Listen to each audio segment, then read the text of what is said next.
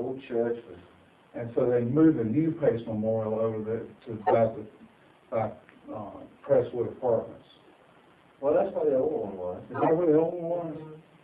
They just did, when they rebuilt the church, they built it more modern because Pace Memorial had a tremendous steeple. Because I've climbed up it many a time and set through the clock. Yeah. But when they rebuilt it, they just lowered the type of roofing that they had on it and did away with the steeple. The next day, that was January 15th, 1968, the Wall Street burn. My understanding is the next day, Uchi went over there to look through the ashes, and this is what she found. You want to describe that? Well, as you know, after a fire, nothing but a lot of debris and a lot of water. And people sweep it out in the streets and anywhere they can and pick up debris and they just toss it away. And she, I guess with some other people, were back down at the church the next day, and she recovered that from the remnants of the fire and just had it for all these years in that attic. That's a baptismal cup, isn't it? Baptismal cup, right. That's exactly what it is, baptismal cup. And we're sitting here on March the 27th, 2006, and Easter's coming on the 16th of April, and you and Uchi are planning to present this cup to St. Andrew's Church that morning to have two of the members of the confirmation class baptized. And that's just wonderful. I think it is. I'm glad it's here, and I hope it remains here, and I hope that through the years that it will be known, even though it isn't engraved or anything like that. Well, we tried, didn't we, Tom? We tried, but nobody wants to try to engrave it. Some say they can't do it because of the shape, others don't want to do it because of the sentimental value. But getting back to that fire that night, this church, Wall Street, it goes down about 3 feet underground. It's really not underground, but it's down about 3 feet.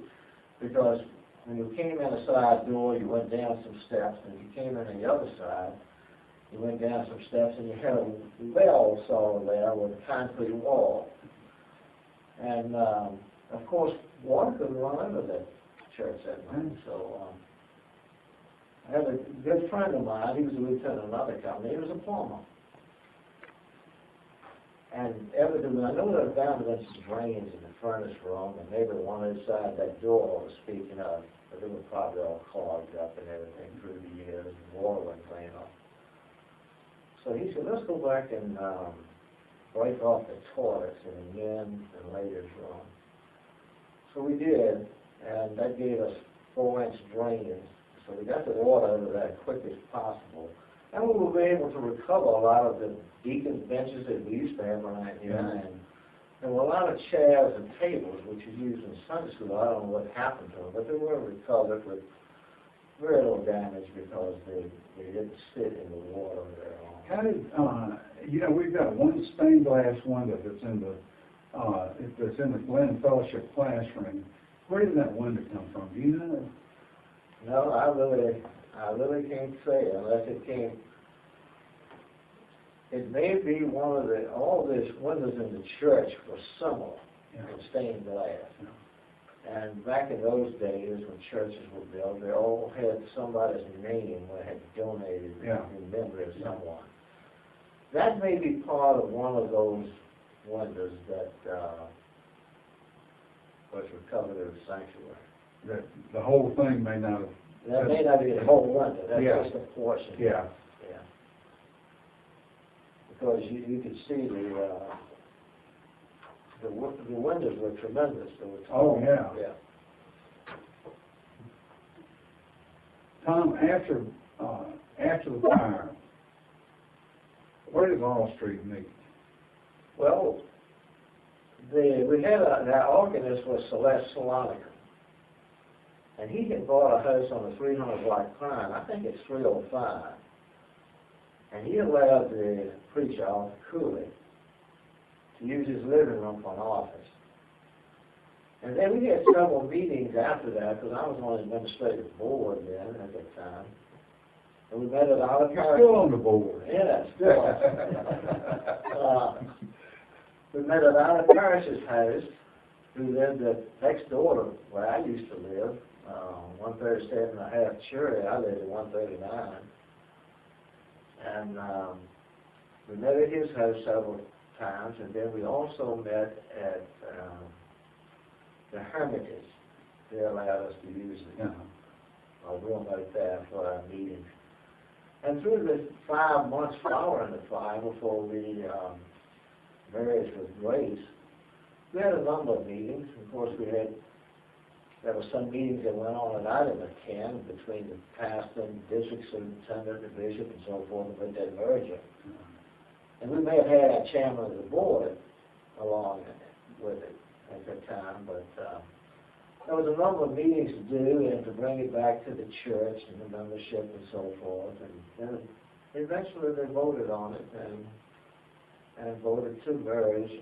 I think most voted, with the exception of a few, in favor of it. And we could understand why, because I think, if I remember, serves me right, they may have lived in South Richmond. And This was a long way. Coming away. And of course, that was the way I lived over by Carolyn at that time. And I did go around and visit Westover Hills, Beverly, but I didn't like that. So I gave in. Well, that was just testing something, and all it amounted to. Do you know the story behind why they chose the name St. Andrews? Well, I know that they didn't want to name it Long Street, and I know they didn't want to name it Grace, but I don't think because of the two congregations. And I was told it had nothing to do with St. Andrew's Episcopal, where we met for services after the fire. I know that they were very generous in offering their space. They certainly were. We used the assembly hall where I went to school with. That's where Harry Baldwin was the priest there then, wasn't he? Yeah. It was a great guy.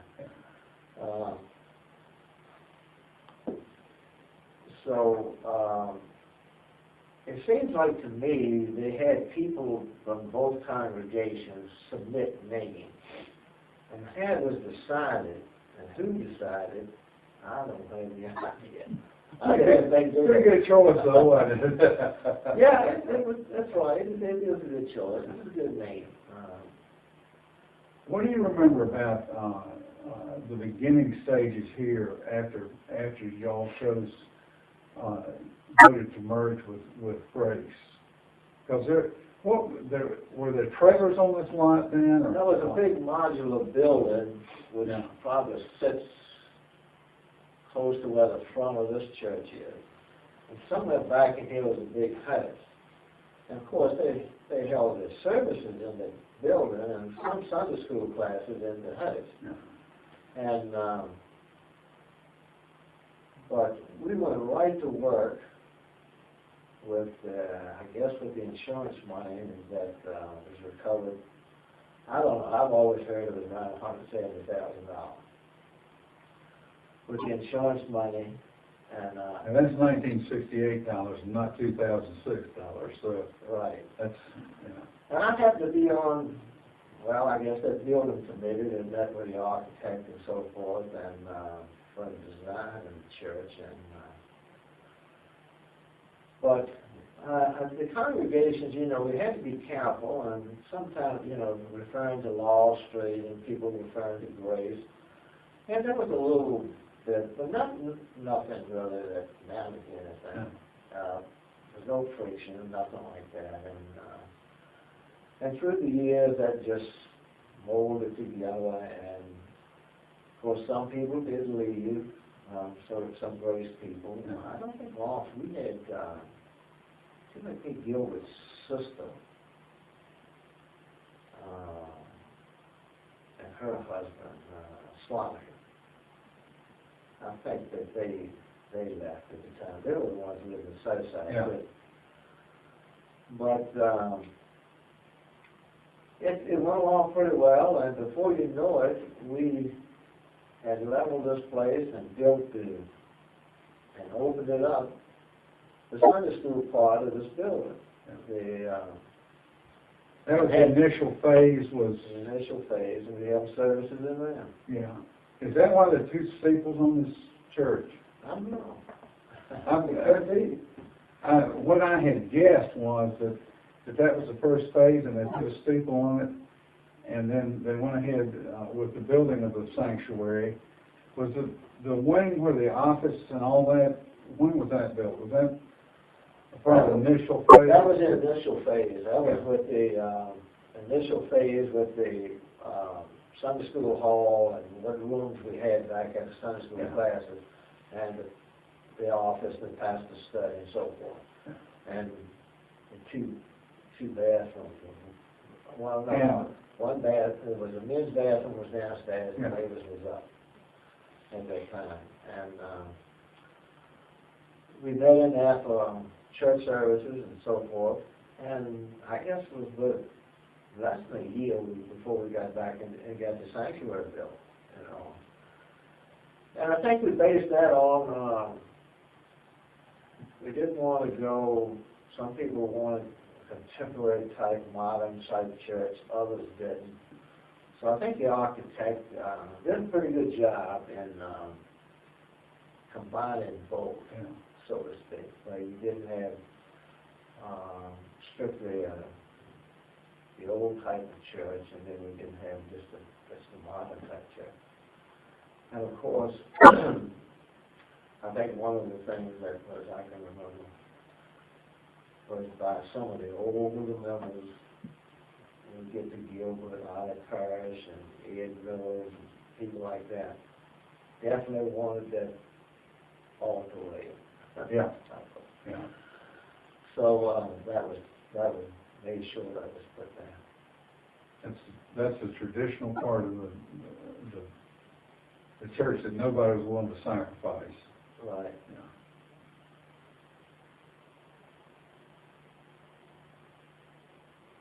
What do you remember about? Do you remember when it was dedicated? I've never seen a program or anything from the dedication of this building. I know there's bound to be some stuff. I don't know the exact date. It had to be in somewhere, I would say, latter part of 1969. Yeah. When it was dedicated. Of course, in June of 1968, naturally, the merger came, and it was considered St. Andrew's United Methodist Church then. But when the building and the sanctuary was opened, then the dedication, I don't know the exact date of that. I don't know whether that's tailored 3 churches. I'm sure it is. I'm sure it is. Donald Fraser could tell you. Yeah. And so, after all these years, you're still on the board, and you... I've been off and on, but... you've been on more than you've been off, probably so, yeah. but I've been on that. But just like this, your service is a link, a direct link to the history of this church that goes all the way back to Wall Street. Yeah. We go back a little ways back into that, and a lot of fond memories, and a lot of things I'll never forget about it. And a lot of fond memories here, too, St. Andrews. Oh, certainly. And getting close to 40 years now. Yeah. Close to 40 years.